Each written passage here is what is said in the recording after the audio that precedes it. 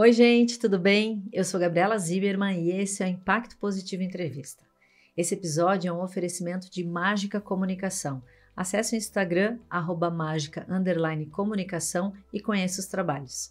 E no episódio de hoje a gente conversa com a Gerando Falcões. Gerando Falcões é uma das grandes organizações sociais do país, atua ativamente em rede para transformar favelas em comunidades sustentáveis e prósperas. Vem comigo? Hoje estamos aqui com o Alex dos Santos, o Lê Maestro, que é cofundador e diretor de operações da Gerando Falcões. Tem uma trajetória aí marcada pelo impacto social. O Lê Maestro atua na transformação de favelas por meio de inovação e da inclusão.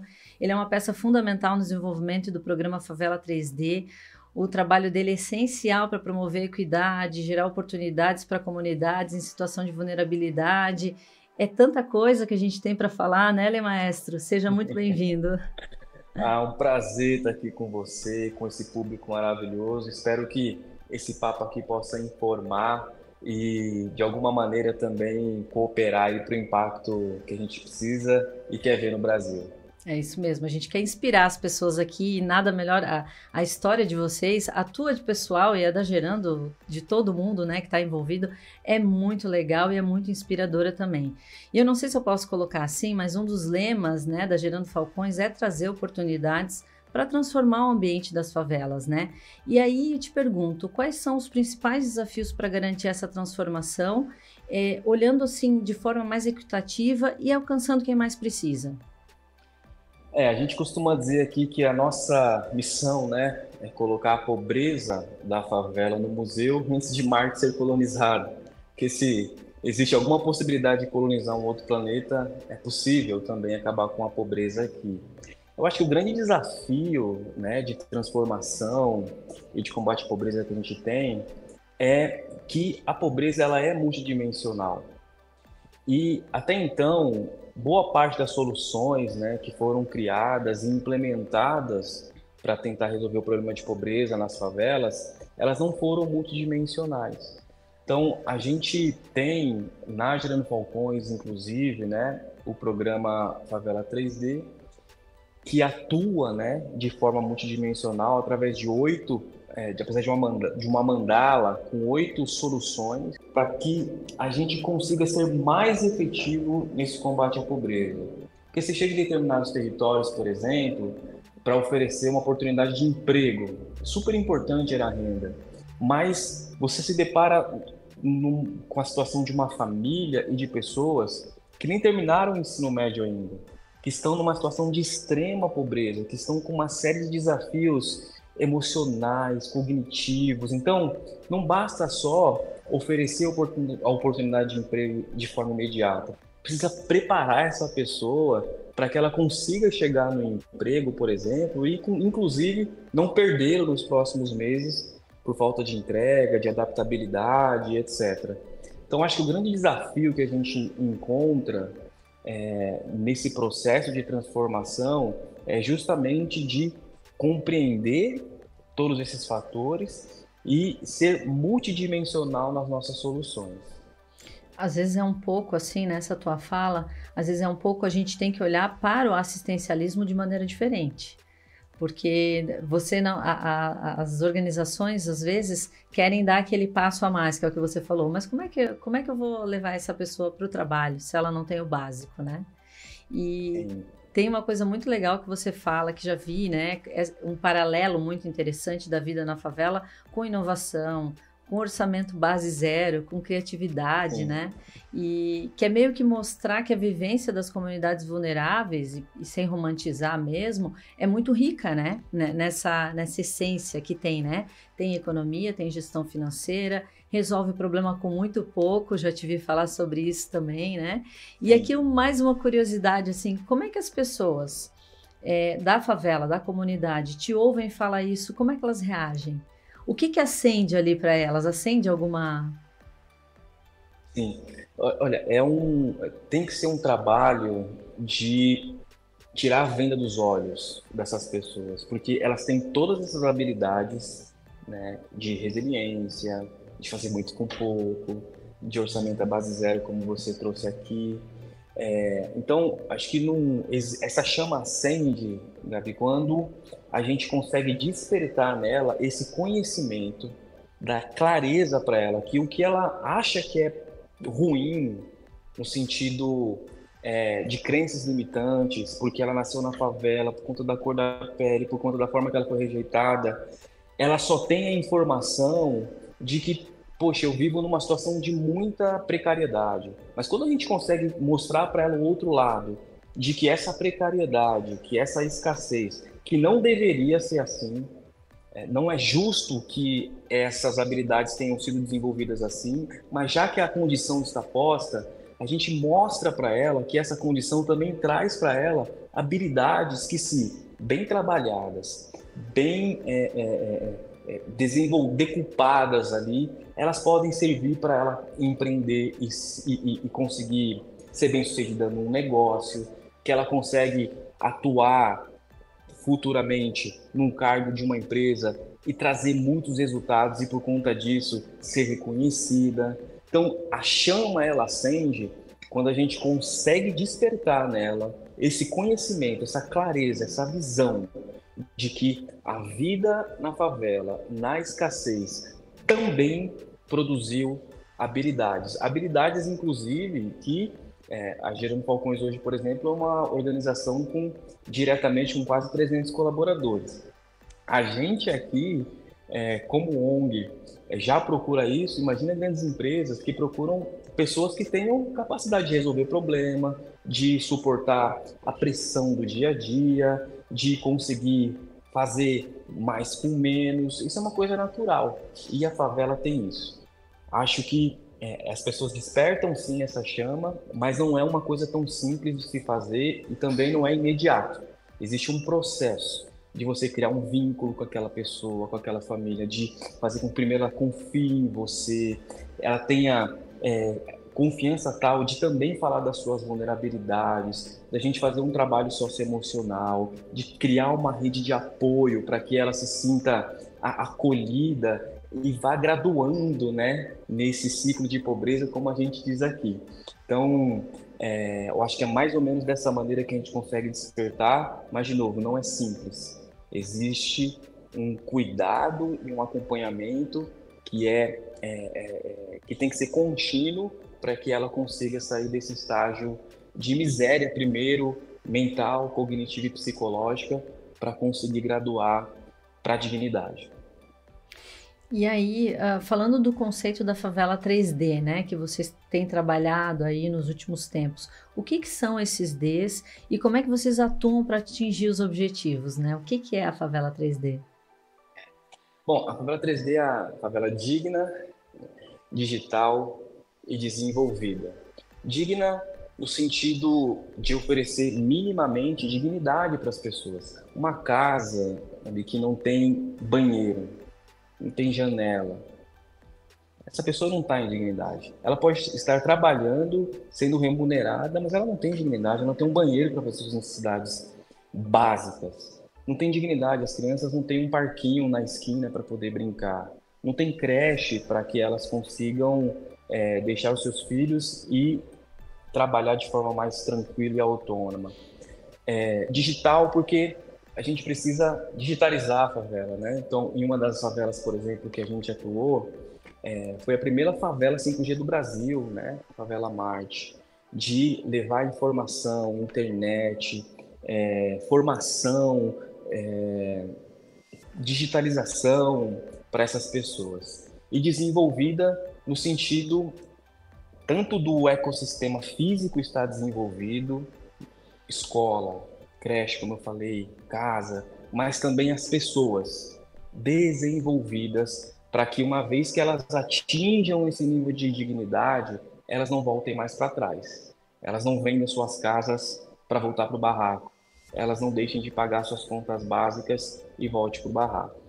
E a gente atua, como eu falei aqui no começo, por meio de uma solução multidimensional com 8 soluções. Vou repetir, que é educação, que é esporte, que é cultura, que é saúde, lazer, autonomia da mulher, geração de renda, moradia digna. A gente Tem dentro da Favela 3D um programa chamado Decolagem, que é trilha individualizada de acompanhamento familiar. Então, a primeira coisa que a gente faz quando chega no território é fazer o diagnóstico de todas as famílias que estão dentro daquela favela. Quantas pessoas tem, se está na escola, se não está, se tem creche, se não tem, se os cuidadores lá, os pais, os mais velhos, já terminaram o ensino médio, se não terminou, se está trabalhando, se tem renda, se não tem. Então é feito um diagnóstico. A partir desse diagnóstico, a gente cria essas trilhas de desenvolvimento para as famílias com uma duração de 2 anos, onde tem um mentor que toda semana passa na casa dessa família e vai acompanhando e ajudando ela a se desenvolver nos principais pilares onde ela tem gap, né, de dignidade. E, em conjunto com esses moradores, a gente vai co-criando também, em parceria com o poder público e a iniciativa privada, as soluções que aquele território precisa. Então, não é uma solução que vai de cima para baixo, é uma solução que é construída de baixo para cima. Porque quem tem realmente ciência do que é viver na pobreza é quem está vivenciando ela no dia a dia. Então, muitas vezes, quando a gente cria soluções ou leva soluções com a crença, né, de que a gente sabe de tudo, já testou de tudo, para aquele território, não necessariamente vai funcionar. E também o engajamento das pessoas para que as coisas no dia a dia fluam e funcionem da maneira que a gente gostaria é fundamental. Então, o terceiro pilar aqui seria essa cocriação com os próprios moradores das soluções que eles mesmos vão usufruir para que a gente consiga ser efetivo do começo ao fim desse processo. Né? São 3 atores de fora introduzidos naquela favela, né? A iniciativa privada, o poder público e uma ONG. Então, é importante que a comunidade esteja comprada nessa solução. Por exemplo, na favela Marte, em São José do Rio Preto, que foi entregue há alguns meses, o estilo das casas foi um estilo bem diferente do que geralmente os programas de moradia estão habituados a fazer. São casas que têm uma garagem, que tem uma pintura diferente, que tem uma estrutura de casa, não é predinho, não são prédios, são casas como de condomínio. Por quê? Porque na hora de co-criar com os moradores, a grande maioria preferiu que a solução de moradia fosse nesse formato. E a gente volta lá agora e vê o índice de pessoas que querem sair das suas casas depois que receberam é quase zero, justamente porque a cocriação foi feita junto com elas. Então, a favela em 3D, para fechar aqui e resumir, ela é uma solução coletiva, que se entrega de forma coletiva, com os 3 poderes, com a sociedade civil organizada e os próprios moradores da favela, para que ela seja realmente efetiva e as pessoas consigam, nesse que a gente tem aqui um ciclo de graduação da pobreza, elas consigam graduar.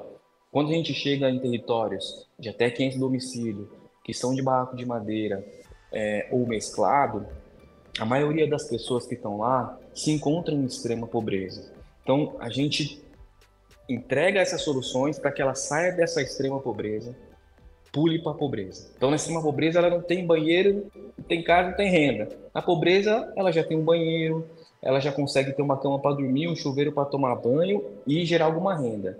Da pobreza para a dignidade, é muita capacitação para que ela, se ela tiver no emprego, ela consiga melhorar aquele emprego. Se ela estiver empreendendo no cabeleireiro, vendendo açaí, vendendo no programa As Maras, que a gente tem aqui no Vem Direto, ela consiga ampliar esse negócio e chegar na dignidade. Da dignidade para frente, aí é algo muito pessoal de cada pessoa e de cada família. Porque aí quando ela conseguiu se estabilizar financeiramente, se estabilizar na sua moradia, criar, né, aquele ecossistema ali que suporte ela para que ela pense no investimento, na compra de uma outra casa, em ampliação do seu negócio, em fazer uma faculdade, em ir para outros níveis.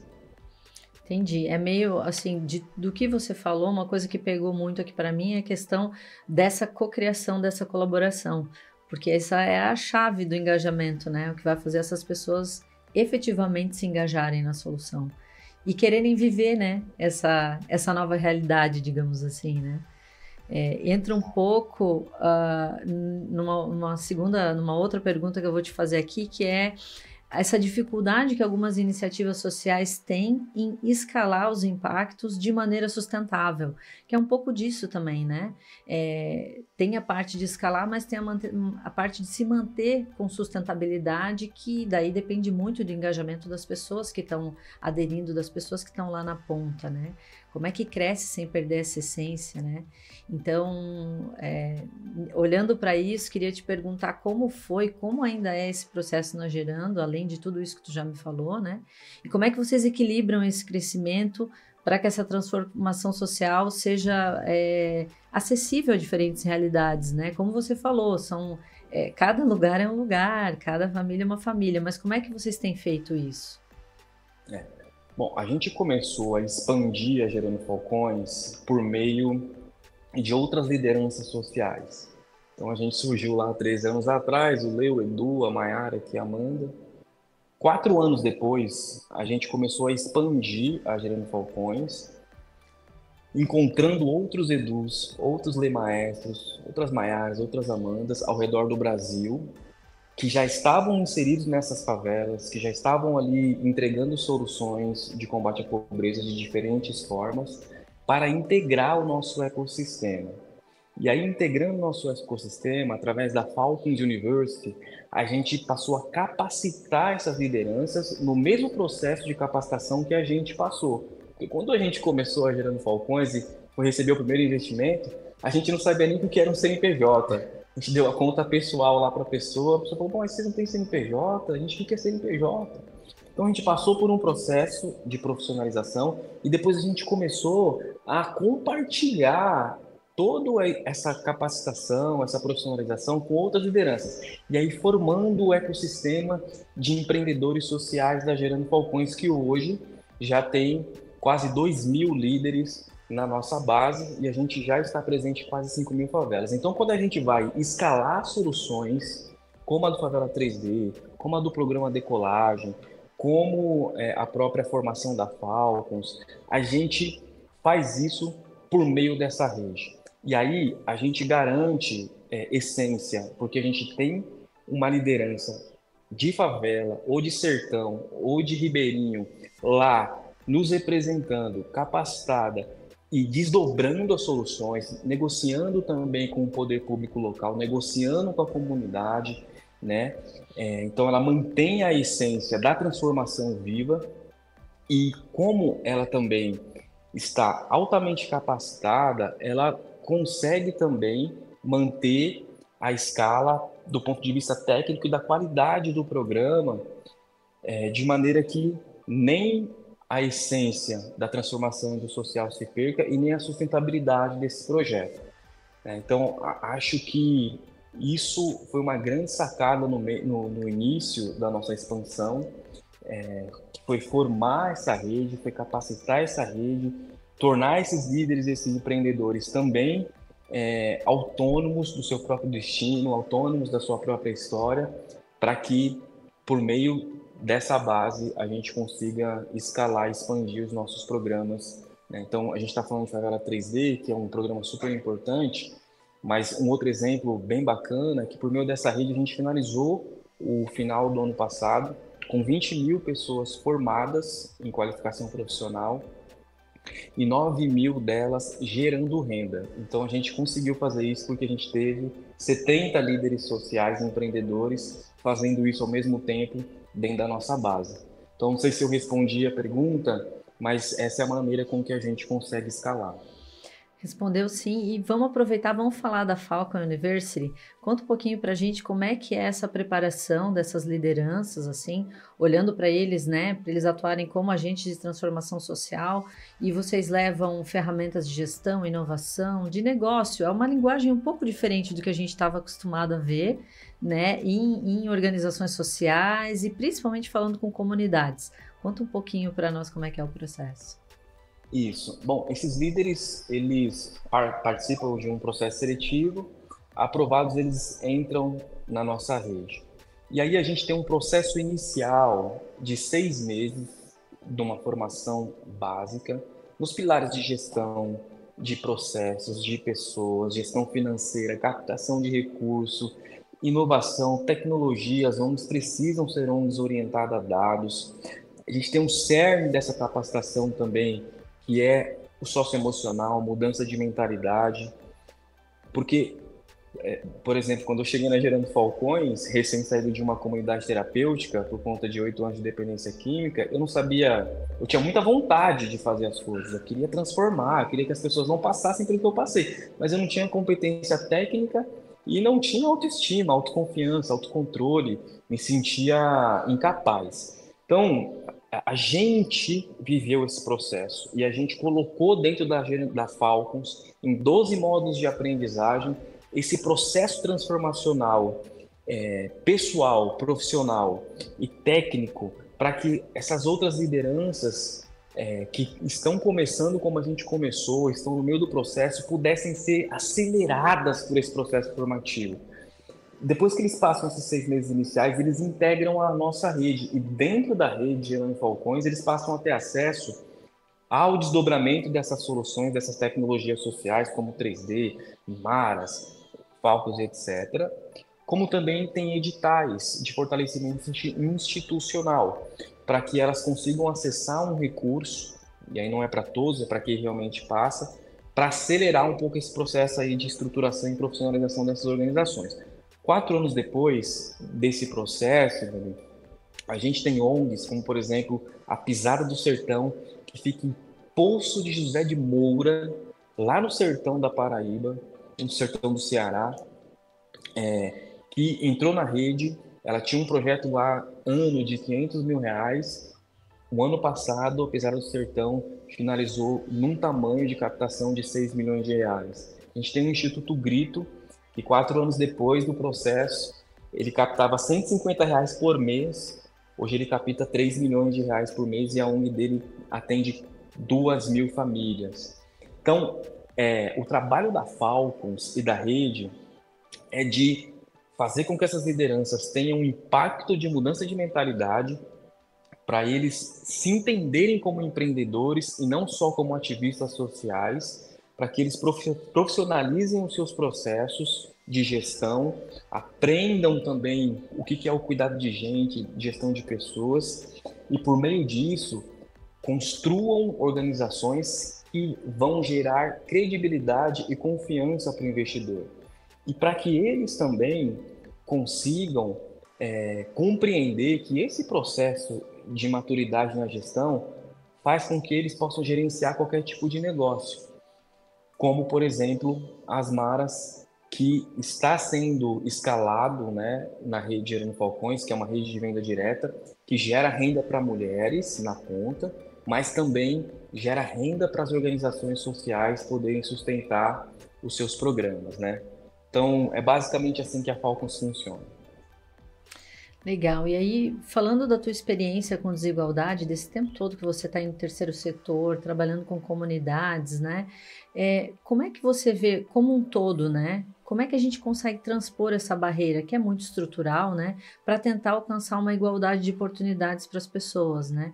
Como é que a gente consegue fazer isso efetivamente e não só ficar no ideal, naquilo que a gente imagina? Porque é o que as organizações sociais querem, né? Como é que a gente vai fazer, entregar isso para as pessoas? Então, olhando pela tua experiência, assim, como é que você vê isso? Olha, eu acho que o maior desafio do Brasil no terceiro setor e de forma geral, para que a gente consiga ser mais efetivo na mudança que a gente precisa, está em a gente romper as barreiras da divisão e conseguir criar coalizão para que o trabalho em rede seja realmente efetivo. A gente vive um momento da história geopolítica e etc., de muitas divisões. Divisões sim políticas, divisões religiosas, divisões ideológicas, divisões. E ao longo da história da humanidade, né, a desigualdade ela foi ganhando força justamente por conta de um sistema pequeno, mas que teve sucesso em dividir a população para enfraquecer e dominá-la. Isso aconteceu com a escravidão e a forma como os países foram, né, colonizados, conquistados, entre aspas, né? Foi enfraquecendo a maioria para poder dominar. Então, eu acho que a gente tem que criar dois movimentos. No terceiro setor, e por isso que a gente trabalha ferozmente para construir uma rede que seja uma rede efetivamente unida, para que a gente consiga influenciar, através da nossa entrega como rede no Brasil, políticas públicas. Porque se a gente não influenciar a política pública, se realmente as políticas públicas que já são boas não chegarem de forma efetiva aonde precisa chegar, e se a gente também não conseguir criar essa coalizão, né, entre iniciativa privada, poder público e ONGs, para que o investimento, para que a força, para que tudo isso seja direcionado para onde realmente vai dar resultado, a gente não vai ver a mudança acontecer, essa desigualdade acabar nunca. A gente precisa criar coalizão, na minha visão. A gente precisa fazer um movimento de rede. A gente precisa influenciar políticas públicas. A gente precisa criar uma grande coalizão e fazer mudanças sistêmicas. Se eu falo muito para as lideranças que estão na base, né? Porque o terceiro setor, infelizmente, não é 100% unido como nenhuma grande outra rede ou instituição no Brasil é, e a gente tenta transparecer e passar essa mensagem. A gente precisa parar de brigar para quem é o melhor projeto, melhor ONG, melhor não sei o quê. A gente precisa fazer essa coalizão entre nós para que a gente crie um grande movimento no país de força, de influência, para que as políticas públicas, para que as decisões que estão sendo tomadas por quem tem, né, a caneta na mão, que pode mudar o rumo do país, que pode mudar o rumo das pessoas que estão vivendo em pobreza, sejam influenciadas pela gente. A gente precisa sentar nessa mesa, não para criar mais divisão, mas para criar coalizão e, de fato, combater a desigualdade no Brasil de maneira mais estratégica e inteligente. E falando de políticas públicas, assim, ou de ações do setor privado, o que você vê que poderia potencializar ainda mais o impacto das iniciativas sociais, né? E aí, olhando muito para comunidades, populações vulneráveis, assim, o que está faltando, assim, de básico? Olha, na minha visão, eu acho que falta diálogo, falta mais pontes construídas para que haja um entendimento real do que é que se tem criado aqui como política pública, do que se tem criado aqui como ações sociais ou de investimento para a iniciativa privada. Falta esse diálogo, essa clareza, para que a solução seja mais efetiva lá. Falta a ponte. A Gerando Falcões, ela funciona como uma ponte, né? A gente fala que é menos muros e mais pontes, porque em 13 anos de experiência como líder, empreendedor social, como quem navegou nesses universos todos, né, de iniciativa privada, de poder público, tem muita boa intenção também. Tem muita boa intenção de investimento. Tem muita gente querendo fazer coisa extraordinária por meio dessas políticas públicas, mas as pontes não construídas fazem com que o esforço seja mal direcionado muitas vezes e as soluções não sejam efetivas, né? Se a gente pegar políticas públicas de combate à fome, de combate à pobreza, questões de saúde, tem coisas extraordinárias, mas até ela sair desse universo da teoria e chegar lá na prática, tem uma distância que faz com que lá, na hora de alcançar a Dona Maria, que está na favela dos sonhos, no extremo leste de São Paulo, não seja atingida. Então, acho que se a gente conseguir, por meio dessa ponte criada, elevar a voz, elevar a força que tem o conhecimento dos empreendedores sociais, das ONGs, para opinar, para co-construir e para também ser porta-voz dessas soluções, tanto que são criadas pela iniciativa privada pelo poder público, acredito que a chance de ter efetividade na ponta vai ser muito maior. E agora, para encerrar aqui essa nossa conversa, vamos falar um pouquinho da tua trajetória, né? Então, toda a tua história, né, te levou de dentro da comunidade para uma liderança de uma das maiores organizações sociais do Brasil, né? Então, quais foram os teus principais desafios? Se tu puder ir separar, porque já tem bastante tempo, imagino que no começo eram uns, agora são outros, né? É, E como é que essa vivência lá atrás tua influenciou o teu trabalho hoje? sim, claro. Eu cresci no extremo leste de São Paulo. Meu pai, infelizmente, tinha um problema com álcool, ficava agressivo dentro de casa, brigava com a minha mãe, tinha agressão. Meus irmãos mais velhos do que eu consumiam droga na época. Eu tinha 6 anos de idade. Então eu cresci nesse ambiente que me causou ali uma série de traumas, de bloqueios e etc.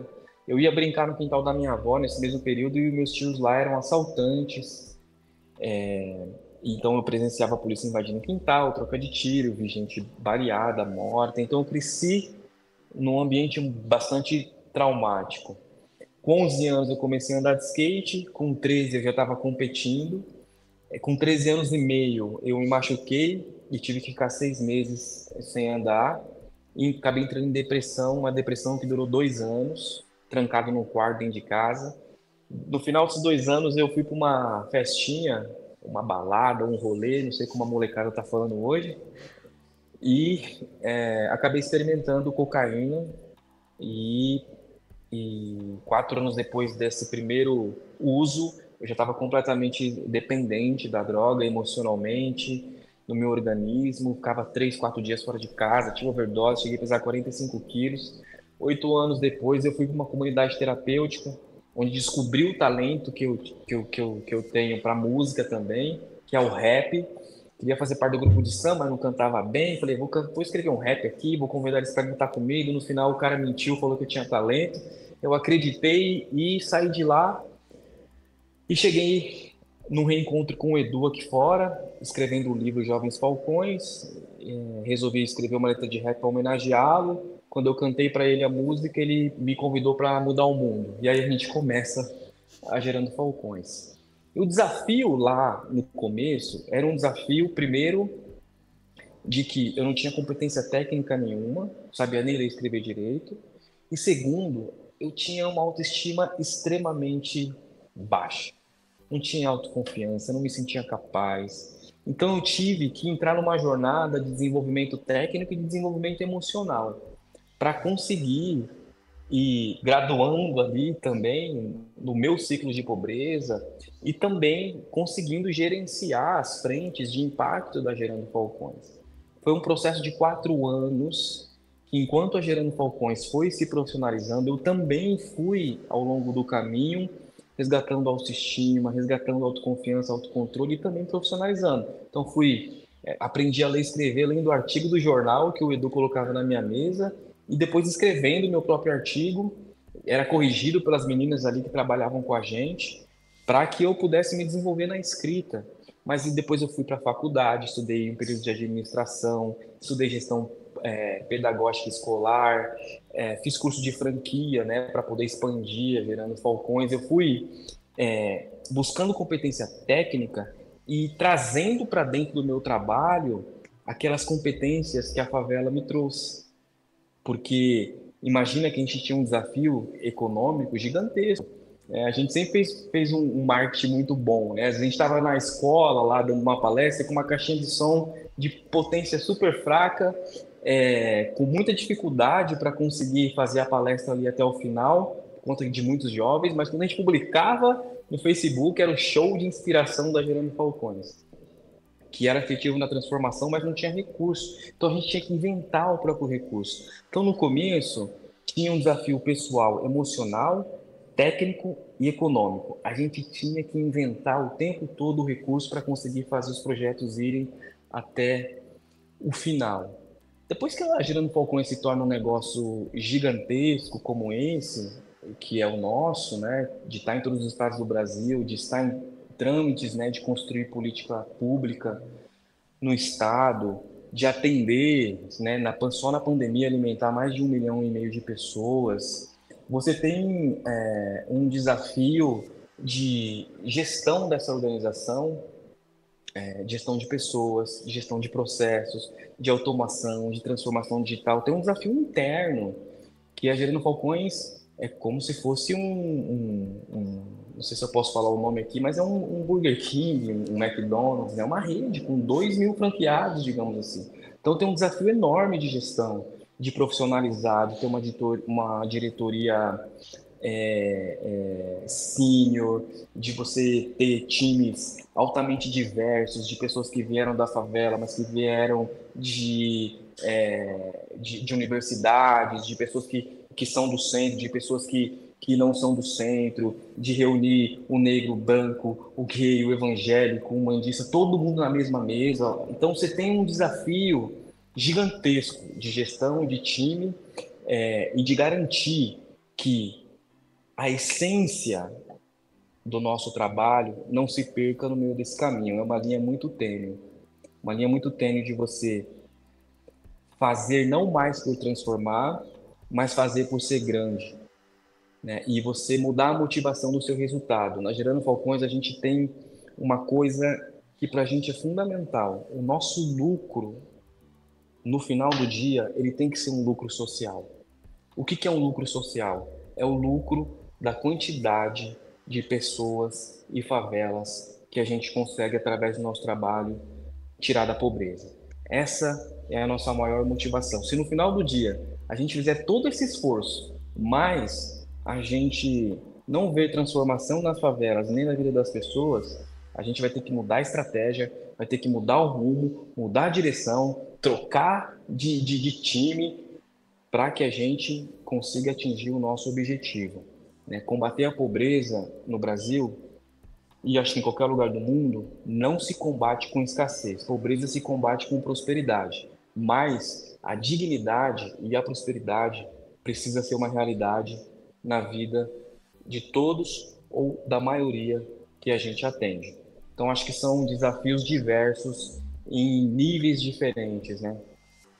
É verdade. Lê Maestro, quero te agradecer muito por compartilhar com a gente a tua história, a história da Gerando, todos esses detalhes, todas as informações. A gente está muito feliz de receber vocês aqui no podcast e muito obrigada. Eu agradeço muito. Foi um prazer bater esse papo aqui com vocês. E estou sempre aqui às ordens para a próxima, para bater outros papos e a gente continuar inspirando aí as pessoas a transformar o Brasil. Então é isso, gente. Muito obrigada por nos acompanhar até aqui. Esse episódio é um oferecimento de Mágica Comunicação. Acesse o Instagram, @mágica_comunicação e conheça os trabalhos. Você já sabe, nos encontra no Spotify, no YouTube. Siga a gente nas redes sociais para sempre acompanhar e saber quando sai o próximo episódio. Muito obrigada por nos ouvir e até lá!